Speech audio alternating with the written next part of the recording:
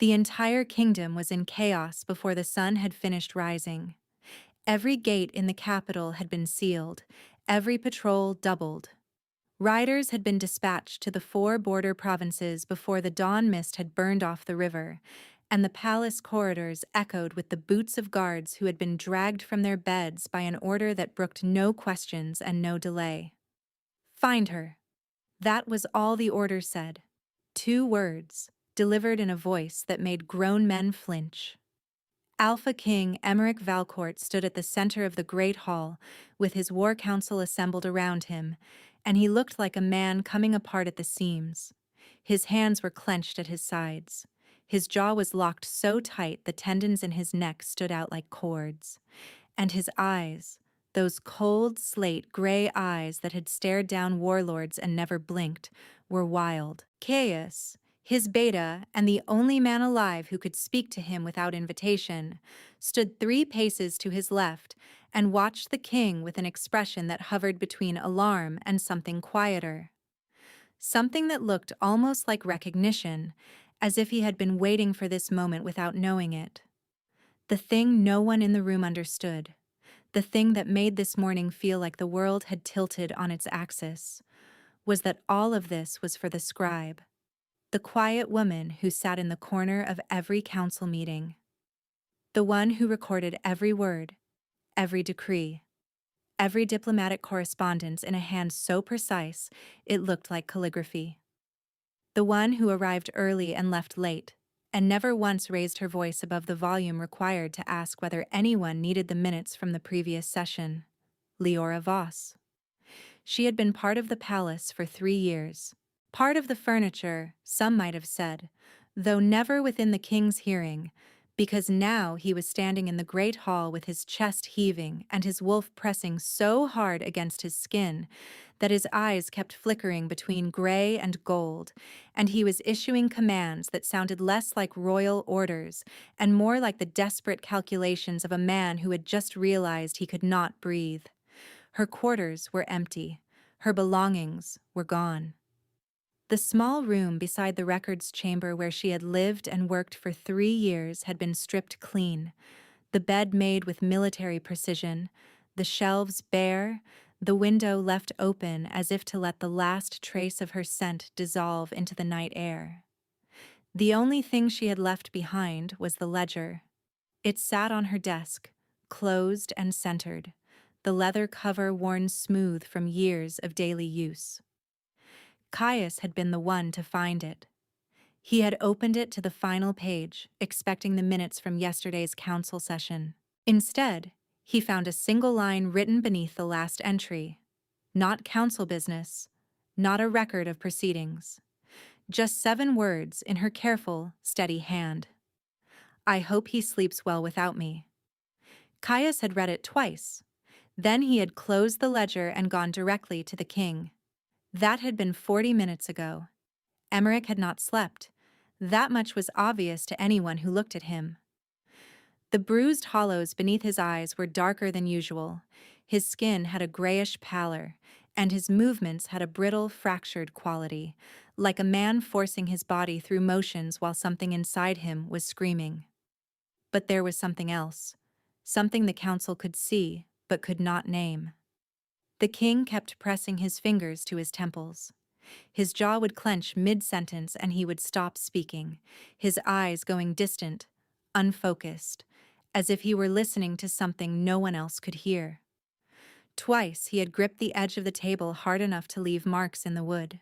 Whatever was happening to him, it was getting worse. Find her, he said again, and his voice cracked on the second word. No one moved fast enough. No one could. 12 hours earlier, Leora Voss had still been invisible. The thing about loving someone in silence is that you become very good at watching.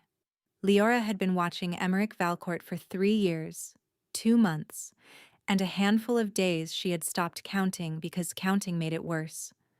She knew the way he entered a room, always left shoulder first, as if bracing for a fight even when the only enemy was a stack of trade agreements. She knew the exact shade his eyes turned when he was angry, which was a darker gray, like wet stone. versus the shade they turned when he was thinking, which was lighter, almost silver at the edges. She knew he rubbed his right temple when the headaches came. She knew the headaches came often. She knew he never mentioned them to anyone, and that his jaw would lock, and his breathing would shallow, and he would push through whatever meeting or audience or inspection he was conducting, as if sheer willpower could substitute for whatever was breaking inside him. She knew all of this because it was her job to sit in the room and write down what happened, and no one paid attention to the scribe. Leora had come to the palace at 19, a war orphan from the eastern provinces with no family name worth claiming and no connections worth leveraging. She had exactly two things to recommend her: penmanship that her tutors at the foundling school had called extraordinary, and a stillness about her that made people forget she was in the room. That second quality had gotten her the position. The royal scribe needed to be present without being noticed. A piece of the architecture, wallpaper with a pulse. She had been good at it. Too good, perhaps. 3 years of sitting 5 paces from the most powerful alpha in the kingdom, recording his words, learning his patterns, memorizing the cadence of his voice, without ever being addressed directly. 3 years of watching him carry a weight that no one else seemed to see. A weight that lived behind his eyes and surfaced in those terrible headaches that bent him over his desk when he thought he was alone. She had fallen in love with him on a Tuesday. It was not a dramatic moment. There was no rescue, no grand gesture, no storm-swept battlefield confession. He had been reviewing Border Patrol reports late one evening, long after the council had left, and she had stayed to finish transcribing the session's notes. She was the only other person in the room, and he had forgotten she was there. His hand had gone to his temple, the headache again. And she had watched his face contort with a pain so raw and private that it made her chest ache in sympathy. Then he had exhaled slowly, opened his eyes, and gone back to work. That was it. That was the moment. Not his strength, but his refusal to stop despite the pain. The quiet, stubborn, relentless way he carried everything alone. She had loved him ever since with the particular hopelessness of someone who understood exactly how impossible it was. She was a foundling scribe. He was the Alpha King. The distance between them could not be measured in paces or rank. It was a different kind of distance entirely, the kind built into the bones of the world. So she had done what she always did. She watched, and she wrote, and she stayed invisible. The trouble started on the morning of the autumn equinox, when High Counselor Brennick brought up the matter of succession. The council had been dancing around it for months, the careful, circling approach of men who knew they were walking toward a fight they could not win. The king needed a mate. The kingdom needed an heir. The border provinces were restless, the southern pacts were testing boundaries, and the throne required the stability that only a bonded pair could project. Emmerich had deflected every previous attempt to raise the subject, but Brennick was old and stubborn and had served 3 kings before this one, and he was not easily deflected. "Your Majesty," the counselor began, and Leora could hear the carefully rehearsed diplomacy in every syllable. "The houses of the Western Reach have expressed interest in a formal alliance. Lady Odette Marchand, eldest daughter of Lord Marchand, has been proposed as a suitable match." Leora's pen did not falter. Her hand moved steadily across the page, recording the words with the same precision she brought to every session. But something behind her ribs went very still. She had known this was coming. She had transcribed the preliminary correspondence herself, the letters from Lord Marchand's people, the council's internal discussions when they thought the matter was still theoretical. She had written it all down in her steady hand and felt the ground shift beneath her with every word. Emmerich was quiet for a long time. Leora risked a glance upward and found him staring at the table, his expression unreadable. His fingers were pressed to his right temple again. "The alliance would strengthen the western border," Brennick continued. "The Marchand Pact controls 3 mountain passes. A mating bond between your houses would secure those passes permanently. More silence. The council shifted uncomfortably in their seats. Caius, standing behind the king's chair, caught Leora's eye for a brief, unreadable moment before looking away. "Arrange a meeting," Emmerich said finally. His voice was flat, empty. The voice of a man agreeing to something because every other option had been exhausted. Leora wrote the words down and did not let her hand shake. Lady Odette Marchand arrived at the palace 6 days later. She was tall and golden-haired and moved through the corridors with the fluid confidence of a woman who had been raised to occupy exactly this kind of space. She was gracious. She was intelligent. She was, by every measurable standard, perfect. Leora watched from her usual position in the corner of the council chamber as Emmerich received her. Watched the way Odette's hand rested on his arm during the formal introduction. Watched the careful, performative smile he offered in return, a smile that never reached his eyes but was convincing enough for everyone who did not know the difference. Leora knew the difference. She had been studying his face for 3 years. She knew every version of his smile and what each one meant, and this one meant nothing. It was currency spent for diplomacy. But it did not matter what the smile meant. What mattered was the decree. 2 weeks after Lady Odette's arrival, the king called a formal session and announced his intention to pursue the betrothal. Leora's pen stopped. It was the first time in 3 years that her hand had failed her. A single droplet of ink pooled at the tip of the nib and fell onto the page, a small dark bloom that spread across the parchment like a bruise. She stared at it. Then she dipped her pen and kept writing. The council erupted into murmurs of approval. Brennick looked quietly triumphant. Caius stood motionless behind the king's chair, his expression revealing nothing. And Leora wrote the betrothal decree in full. Every clause, every diplomatic flourish, every carefully chosen word that would bind the Alpha King to another woman. She wrote it all down, and when she was finished, she set her pen in its holder and closed the ledger and sat perfectly still while the room celebrated around her. No one looked at her. No one ever did. The feast that evening was magnificent. The great hall blazed with candlelight, the long tables groaning under silver platters and crystal decanters. Music drifted from the gallery above, and the court glittered in their finest attire, toasting the future queen with raised glasses and practiced smiles.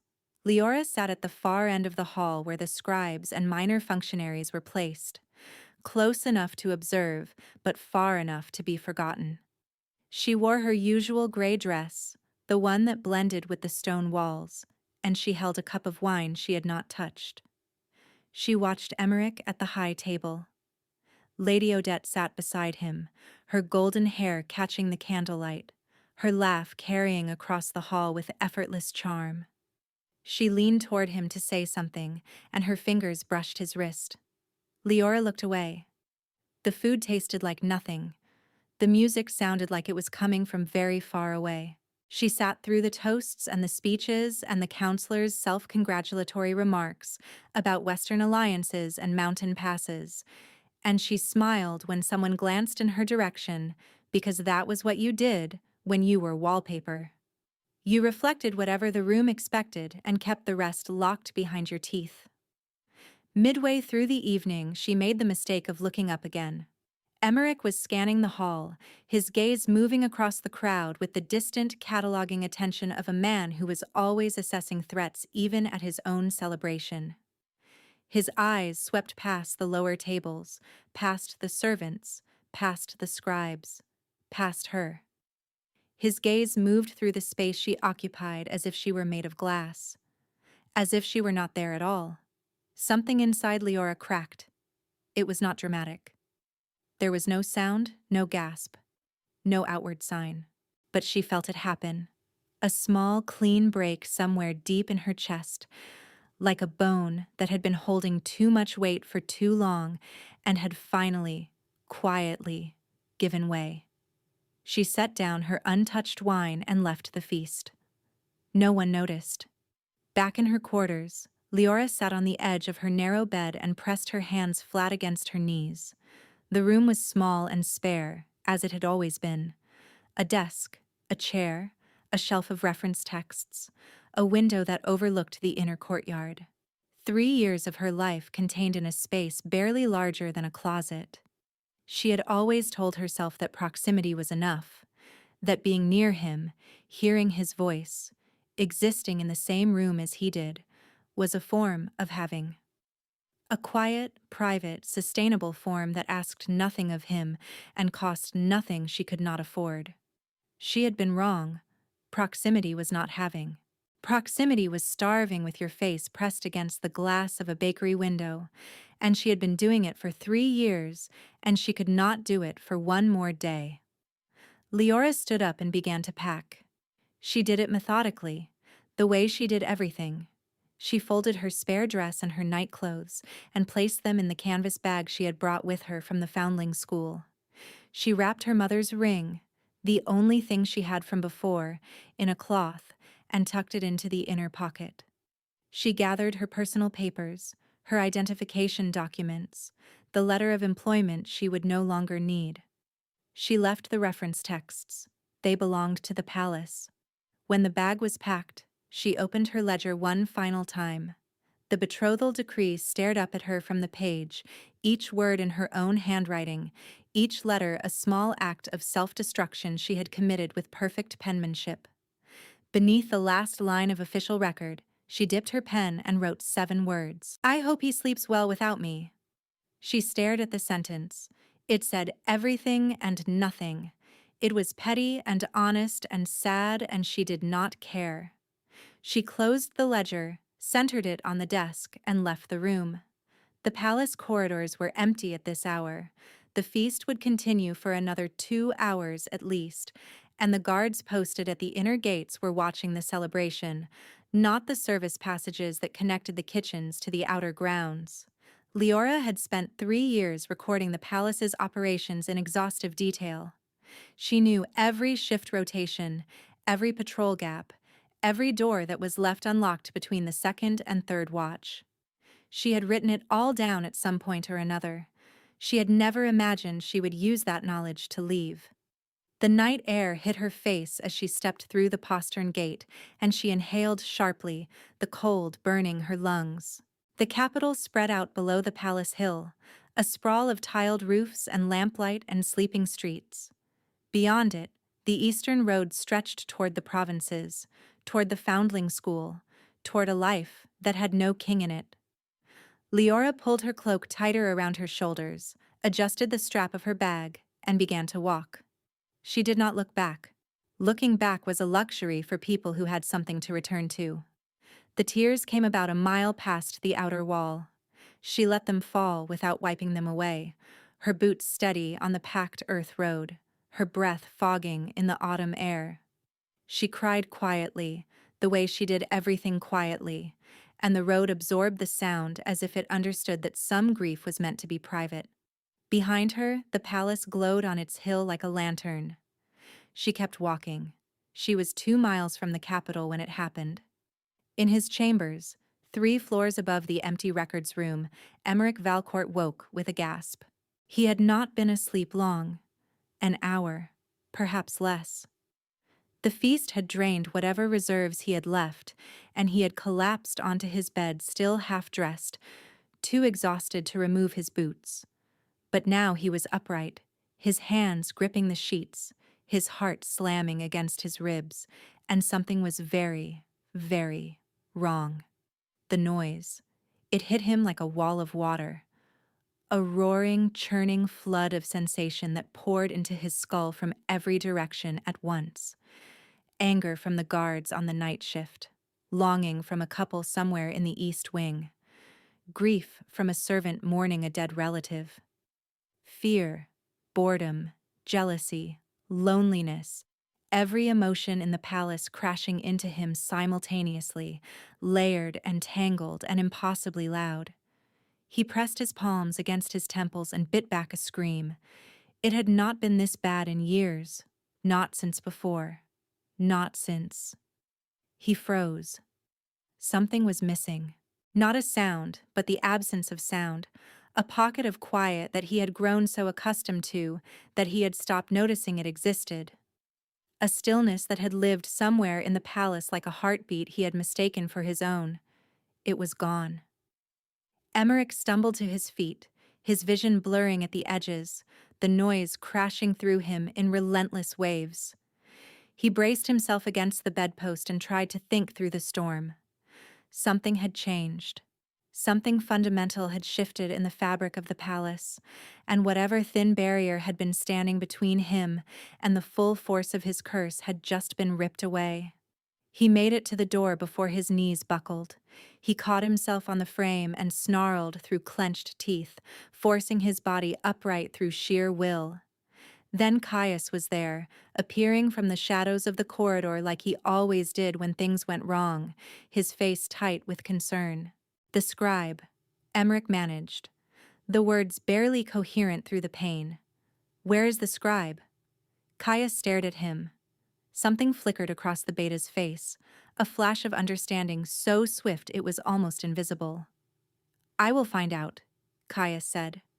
He returned 9 minutes later with the ledger in his hands and a look on his face that Emmerich had never seen before. It might have been pity. It might have been vindication. It was hard to tell with Caius. She is gone, the beta said quietly. Her quarters are empty. She left this.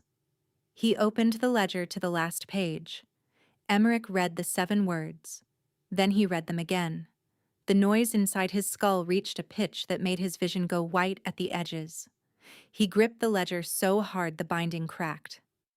Wake the guard, he said, and his voice was something that did not sound human. Every patrol, every rider, every scout. Seal the gates. He looked up, and his eyes were no longer gray. They were gold, pure and blazing, his wolf surging forward with a fury that made the air in the corridor feel thin. Find her. By mid-morning, the search had taken on the character of a military campaign. Riders had been dispatched along every major road leaving the capital. Scouts were checking coaching inns and way stations. A full description had been circulated to the border garrisons, and Caius had personally interrogated the night watch to establish which gate she might have used. Emmerich stood over the map table in the war room and directed all of it with the focused precision of a man planning a siege.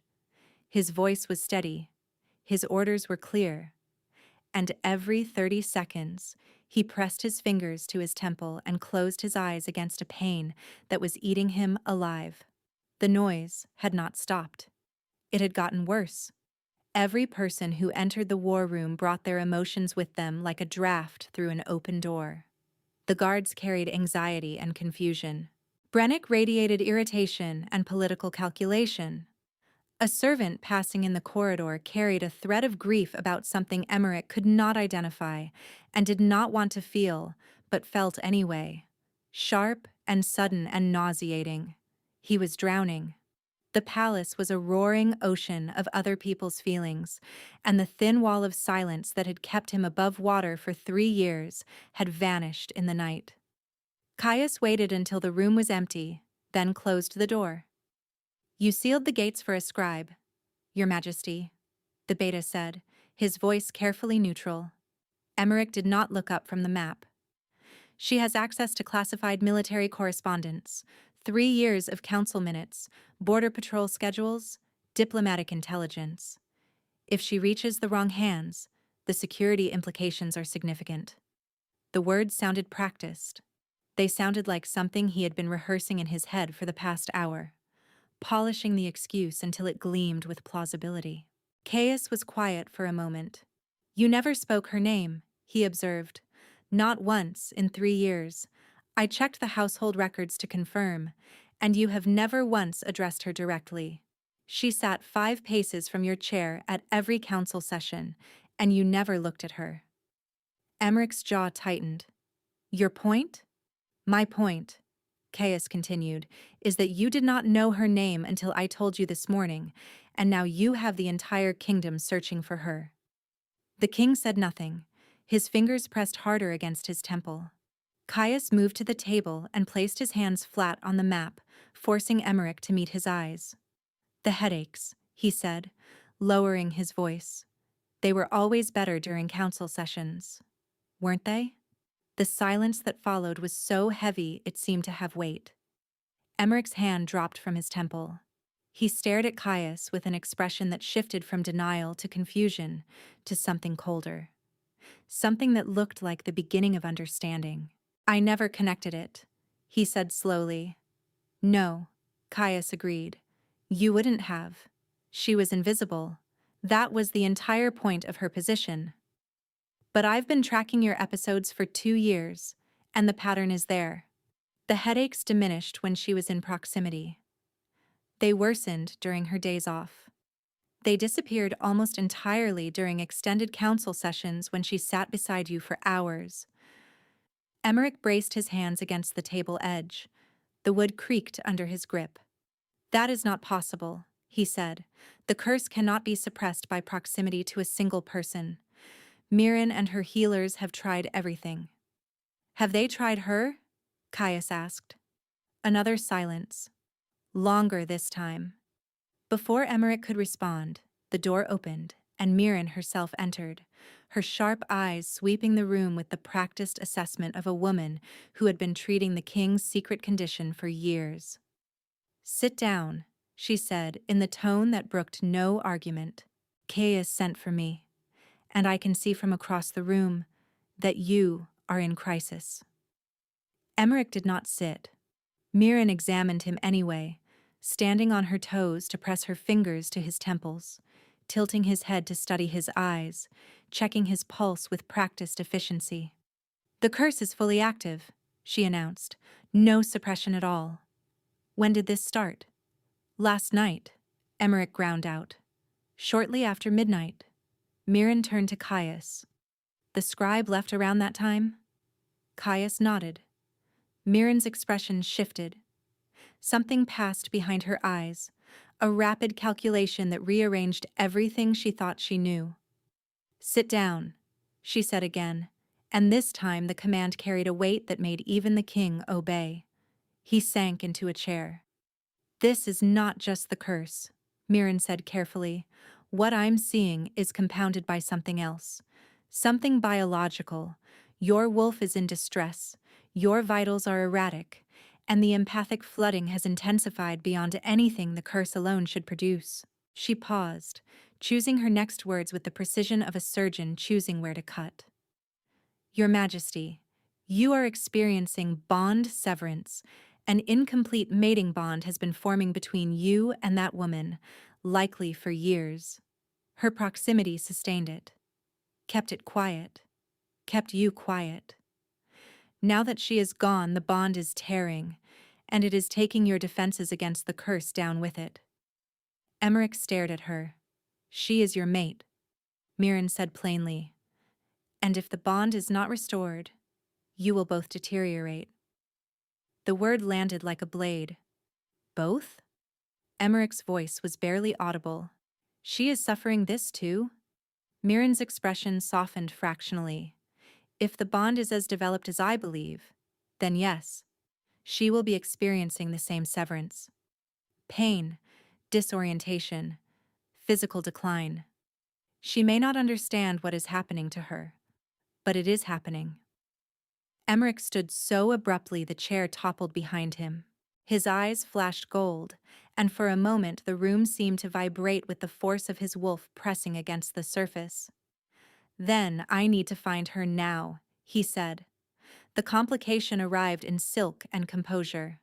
Lady Odette Marchand appeared in the doorway of the war room not 10 minutes after Mirren's revelation, drawn by the commotion that had turned the palace upside down since dawn. She took in the scene with sharp, intelligent eyes. The toppled chair, the king's ashen face, the healer and the beta exchanging loaded glances. "Someone want to tell me why the entire garrison is searching for a scribe?" she asked, her voice pleasant but edged with something harder beneath the courtesy. Emmerich froze. The sight of her, his betrothed, standing in the doorway while the word mate still echoed in his skull, produced a collision of guilt and obligation so severe it nearly drove him to his knees. Or perhaps that was the curse. It was getting harder to separate his own emotions from the flood pouring in from everyone around him. Caius stepped forward smoothly. "A security matter, my lady. Nothing that requires your concern." Odette looked at Caius, then at Emmerich, and the expression on her face made it clear she was not fooled. She was Lord Marchand's daughter, raised in a political household, trained to read rooms the way generals read battlefields. She stepped inside and closed the door behind her. "I am to be queen of this kingdom," she said calmly. "If the king is unwell, I should know. If there is a security breach, I should know. And if this is something else entirely—" She paused, her gaze settling on Emmerich with an unsettling clarity. "Then, I should especially know." The silence that followed was excruciating. Emmerich looked at her. This woman he had agreed to bond with for the sake of mountain passes and border security, and felt the full weight of what he was about to do. She had done nothing wrong. She had come to the capital in good faith. She was gracious and capable, and would make an excellent queen, and she was not his mate. "My lady," he began, his voice rough. Odette held up a hand. "I would prefer honesty over diplomacy, Your Majesty. We can skip the preamble." Emmerich exhaled. "There is someone," he said. "I did not know until she was gone. I did not know at all." Odette studied him for a long moment. Her composure held, but something shifted in her eyes. Not surprise. Something older than surprise. "The scribe," she said. "The quiet one who sat in the corner." Emmerich blinked. "You noticed her?" Odette's smile was thin and sad. "I noticed that you didn't notice her." Which is its own kind of noticing. A woman who sits 5 paces from a king for 3 years and never once draws his eye is either remarkably forgettable or remarkably disciplined. She was clearly the latter. The observation landed with a precision that made Emmerich's chest ache. Odette straightened, smoothing the front of her dress with a gesture that was pure reflex, a woman reassembling herself in real time. "Go," she said. "Find her. We can discuss the political implications when you return, but if what I suspect is true, then there is no betrothal to discuss. A mate bond supersedes any contract." She turned to leave, then paused at the door. "For what it is worth, Your Majesty," she added quietly, "I hope she is worth the chaos." She left. The door clicked shut behind her. Caius exhaled slowly. Well, that was handled better than expected. Emmerich was already moving, crossing to the weapons rack and pulling down his riding cloak. "We leave now." "Your Majesty," Brennick interrupted from the corridor where he had clearly been listening. "The council will not support this. An alpha king does not abandon his court to chase a common scribe across the countryside. The optics alone would be devastating." "She is not just a scribe," Emmerich said. It was the first time he had said it aloud, and the words seemed to change the air pressure in the room. Brennick opened his mouth to argue, saw the gold bleeding into the king's eyes, and wisely chose silence. Within the hour, 3 riders cleared the eastern gate at a gallop. Emmerich, Caius, and a tracker named Hale, who had served the crown since before Emmerich took the throne. They carried minimal provisions and moved fast, following the route the night scouts had identified. A merchant had seen her. A woman traveling alone on the eastern road, dark-haired, carrying a canvas bag, moving with the steady pace of someone who knew exactly where she was going. She had passed through the village of Ashgrove sometime before dawn and continued east without stopping. East, toward Thornfeld, toward the foundling school where she had grown up. Emmerich drove his horse harder. The curse worsened with every mile. Every hamlet they passed through, every farmstead, every cluster of lives along the road poured emotions into him like water through a broken dam. A farmer's frustration over a failed crop, a child's delight at chasing a dog, A widow's grief, old but bottomless, that hit Emmerich so hard he swayed in the saddle. Caius caught his arm and steadied him without a word. "The farther you ride from the palace, the worse this gets," the beta said, his voice low. "Every person you pass adds to the flood. You cannot sustain this." Emmerich's teeth were clenched so hard his jaw ached. He could feel his wolf thrashing beneath his skin, desperate and furious, and fixed on a single point to the east like a compass needle that could not be deflected. "I can sustain it long enough," he said. He closed his eyes and reached for the only thing that cut through the noise, not a sound, but a memory. The memory of silence. The memory of a council chamber where his headache had eased without explanation. The memory of sitting at a table with a quiet woman 5 paces to his right, her pen scratching softly across parchment, and the noise in his head going blessedly, inexplicably still.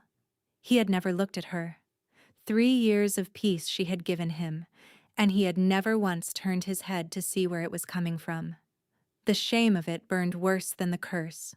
He opened his eyes and spurred his horse forward into the fading afternoon light. Leora reached Thornfeld as the sun was setting. The village was smaller than she remembered. The buildings huddled together like they were bracing against the wind, their thatched roofs dark with moss, their windows glowing faintly with lamplight. The Foundling School sat at the eastern edge, a long stone building with a courtyard that had once seemed enormous to a child and now looked barely large enough to turn a horse.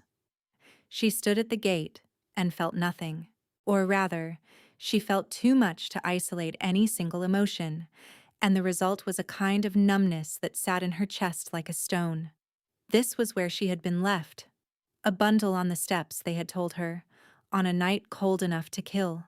The headmistress had found her before dawn, screaming her lungs out, furious at the world for abandoning her before she had even learned to open her eyes. Leora had spent her entire childhood trying to be quiet enough, useful enough, good enough, that no one would ever leave her again. And then she had spent 3 years doing exactly the same thing in a palace, for a man who did not know her name. The irony was not lost on her. It was just too heavy to laugh at. She found lodging at the village's only inn, a crooked building with low ceilings and a fireplace that smoked. The innkeeper, a stout woman named Galda, looked at her with the practiced concern of someone accustomed to travelers who arrived looking like the road had chewed them up. "You look unwell, dear," Galda observed, setting a bowl of broth in front of her. Leora managed a smile. Just tired. But she was more than tired. The hollowness in her chest had deepened throughout the day, a persistent ache that no amount of walking or distraction could ease. Her hands trembled when she lifted the spoon. Her vision kept blurring at the edges, soft and gray, as if the world were slowly losing focus. She thought it was grief. The physical cost of walking away from 3 years of silent love, of severing herself from the only life she had known since leaving this village. Heartbreak manifesting in the body. It happened. She had read about it. What she had not read about was the pull. It had started sometime around midday, a low, insistent tug behind her breastbone that seemed to point back the way she had come. Like a thread connected to something west of her, something vital, and every step she took eastward stretched it tighter. She ignored it. She was good at ignoring things that hurt. She had been practicing for years. But by evening, the pull had become a pressure, and the pressure had become a pain that radiated from her chest into her limbs and made her fingers clumsy and her thoughts slow.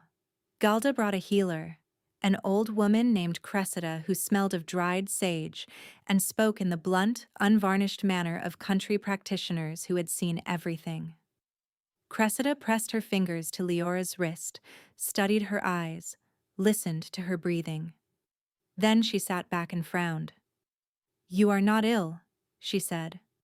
"Not in any way I can treat. Something in you is reaching for something that is not here.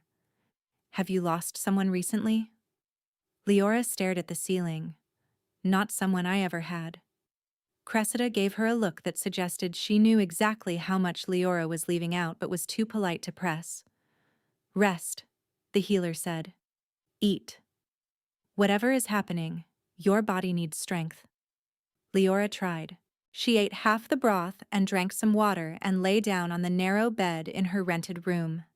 The sheets smelled of lye and old wool.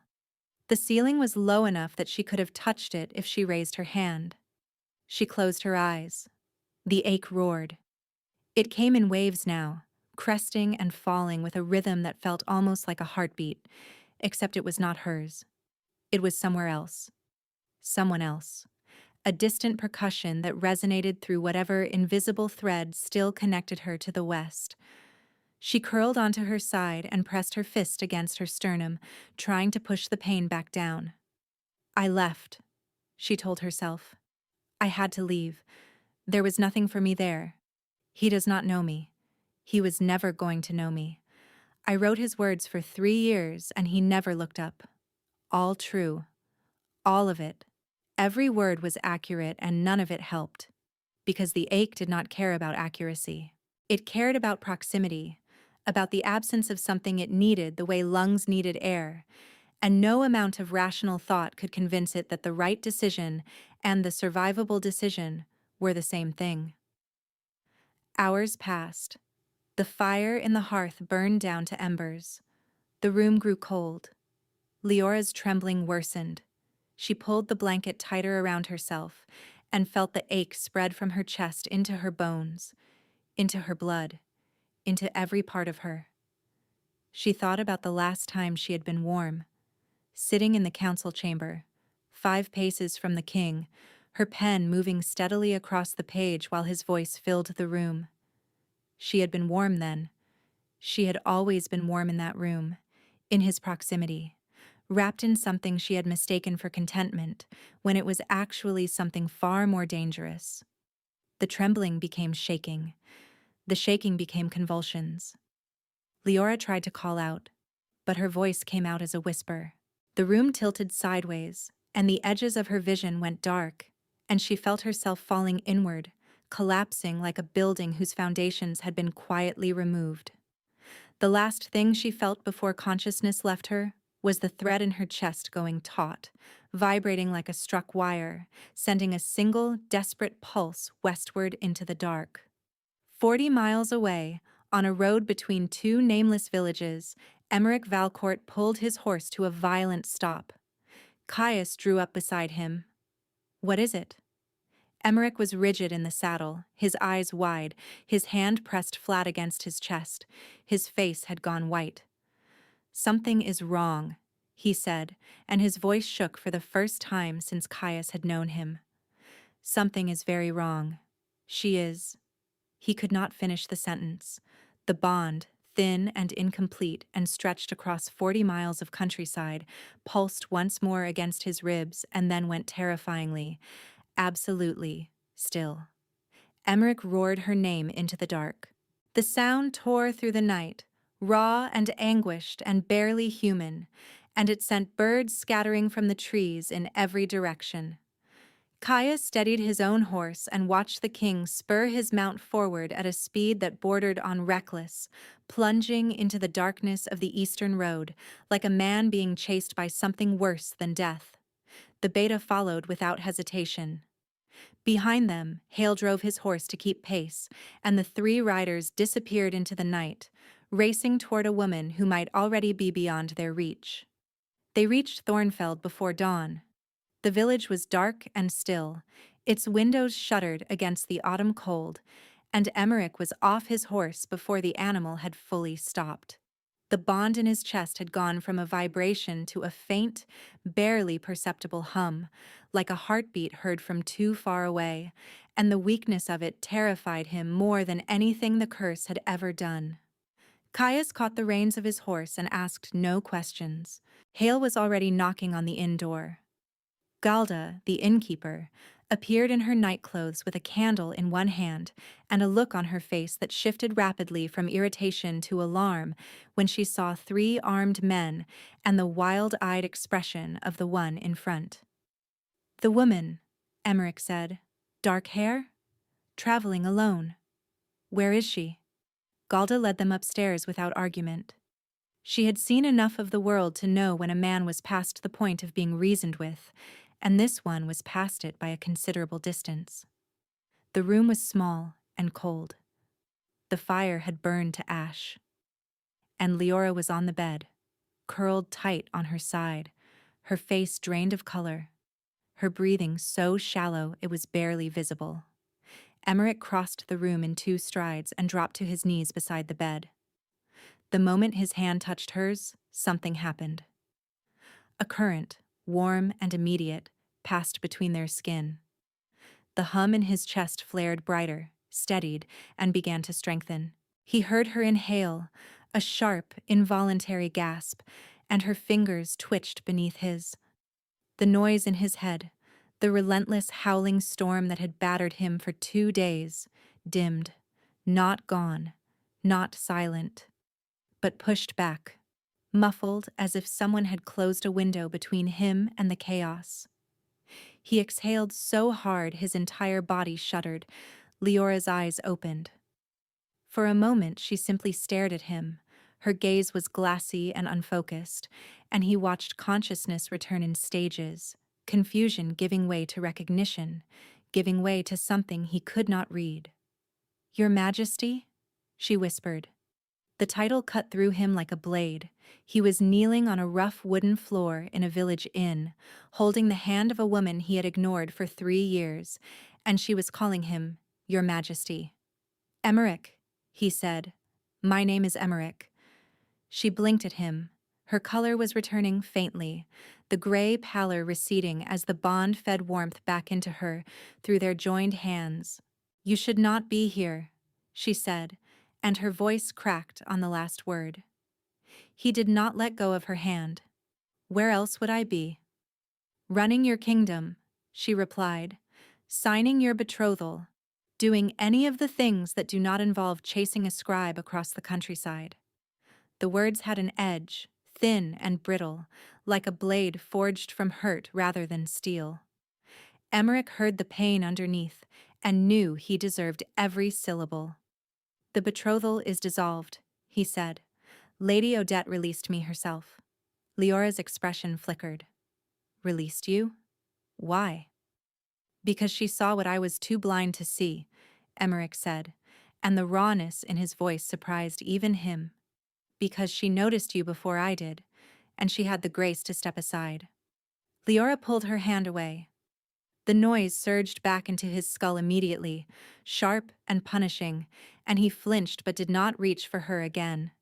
You did not notice me, she said, sitting up slowly. Her movements were fragile, careful, like a woman testing whether her body would cooperate. You never once looked at me. 3 years I sat in that room and wrote your words, and you never knew my name. I know, Emmerich said. I loved you, Leora continued, and now the edge in her voice was crumbling, revealing the wound beneath. I loved you, and you looked through me like I was part of the furniture. Do you understand what that feels like? To be invisible to the one person you would give everything to be seen by? Emmerich stared at her. The curse was screaming in his head, every emotion in the village pouring through him, but her words cut deeper than any of it. No, he said. I don't understand. Because I was the fool who had peace for 3 years and never once asked where it came from. I had silence in a world that has been nothing but noise since the curse took hold, and I never turned my head to see that the silence was you. He paused. His hands were shaking. I cannot undo 3 years of blindness, Leora. I cannot earn back the time I wasted not knowing your name. But I am here, and I am asking you to let me see you now. The silence between them was immense. Leora's eyes filled with tears. She pressed her lips together and looked away, toward the window where the first gray suggestion of dawn was beginning to show.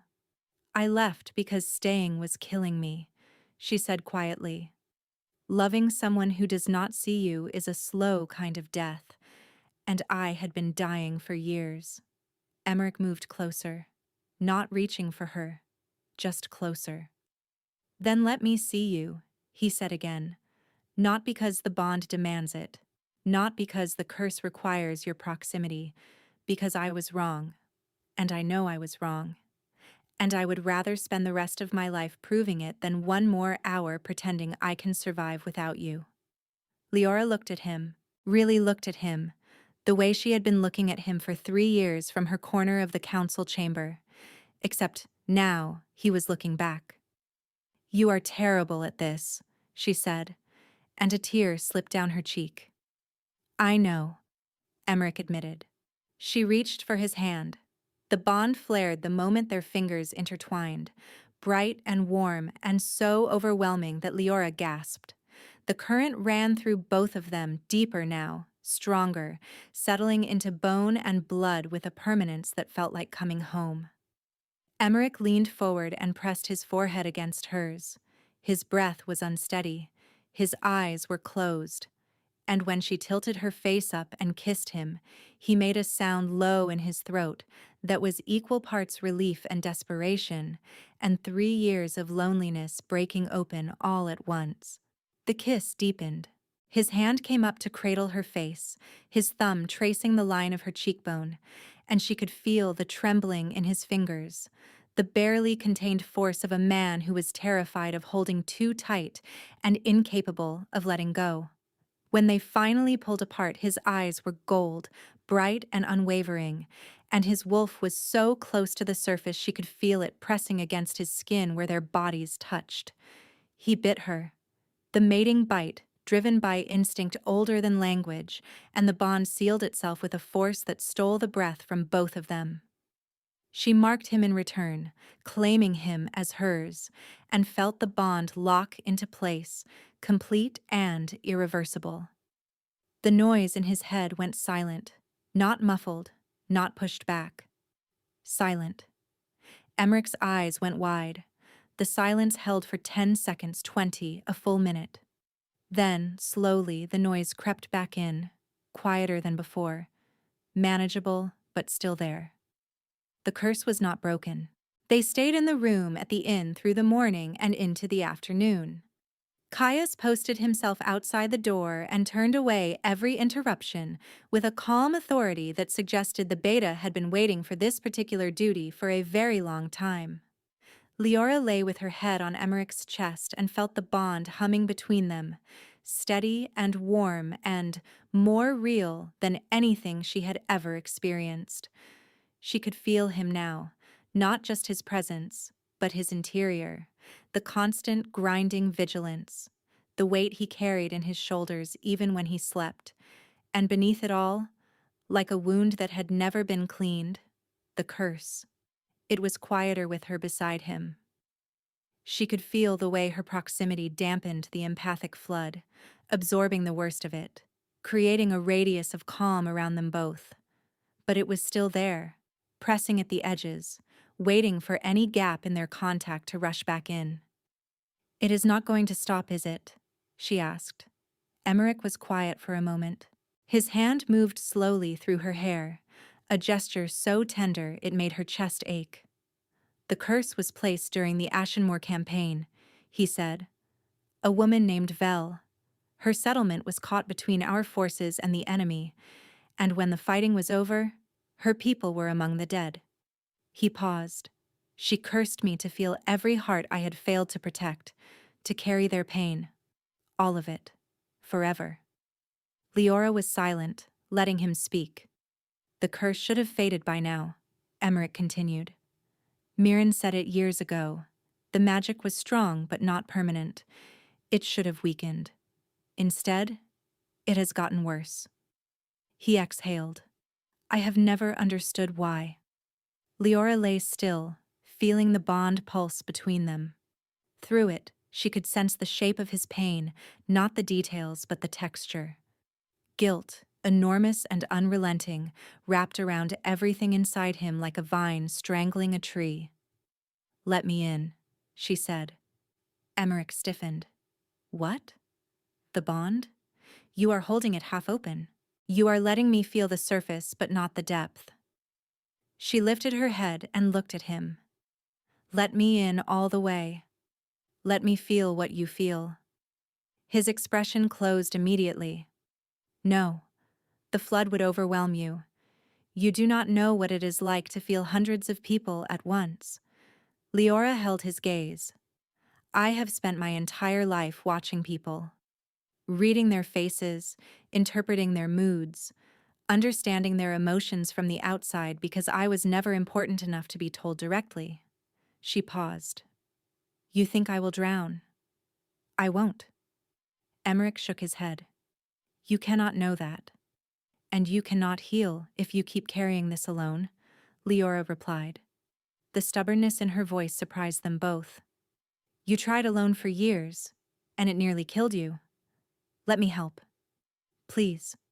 The silence that followed was thick with resistance. She could feel him fighting it through the bond, every instinct telling him to protect her, to keep the worst of himself locked away where it could not touch her. Then, slowly, she felt the wall come down. The flood hit her like a physical force. Emotions poured through the bond in a torrent, hundreds of voices, hundreds of feelings, anger and sorrow and joy and fear and boredom and love and grief, all layered on top of each other in a deafening, dizzying cascade. Leora gasped. Her fingers dug into his arm, and for a terrible moment she thought he had been right. It was too much. She was going to drown. But she held on. She held on the way she had held on to everything in her life, with quiet, relentless stubbornness, and slowly, incrementally, she began to sort through the noise.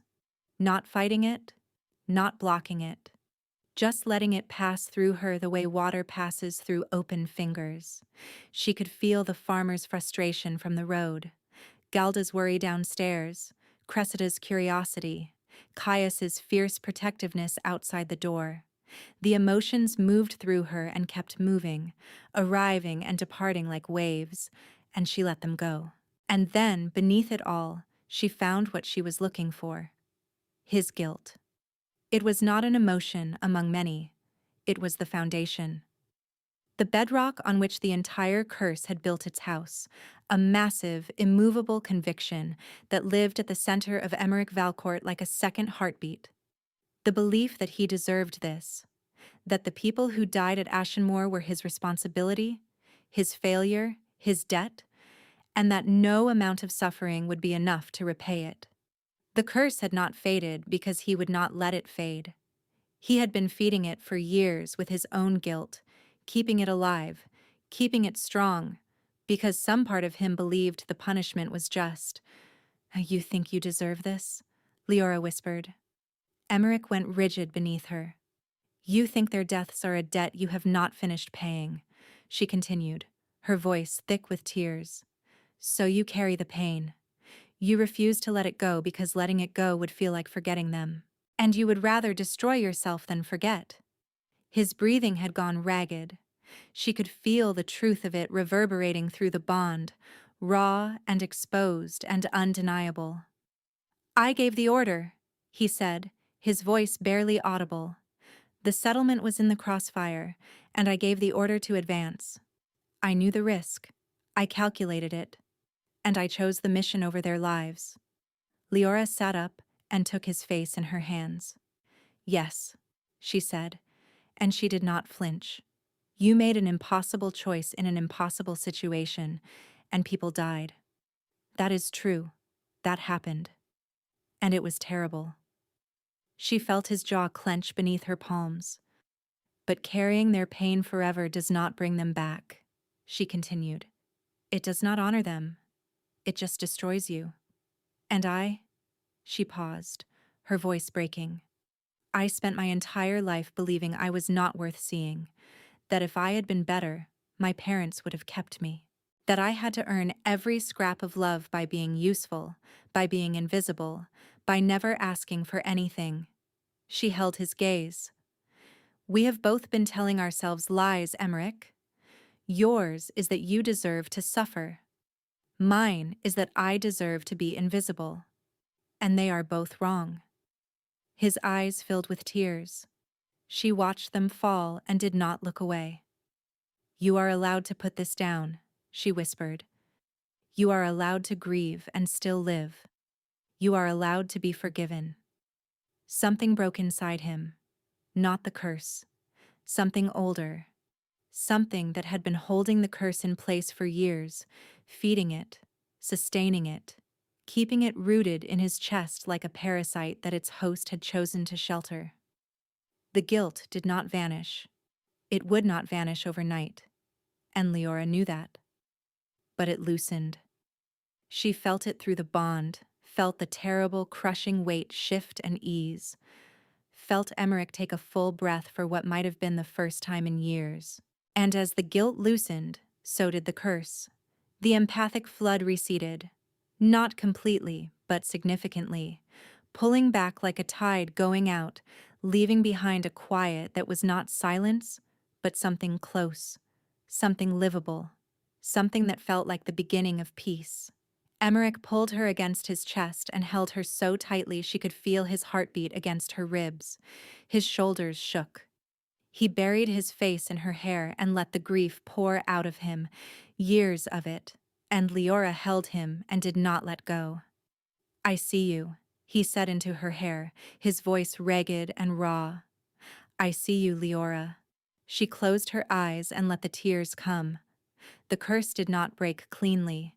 It faded in stages over the months that followed, loosening its grip as Emmerich slowly, painfully learned to lay down the guilt he had carried since Ashenmoor. Some days were harder than others. Some mornings he woke with the noise pressing in and his hands shaking, and Leora would take his hand and sit with him until it passed. She never told him it would be easy. She never pretended the pain was not real. She just stayed. The court's reaction to their mating was predictable.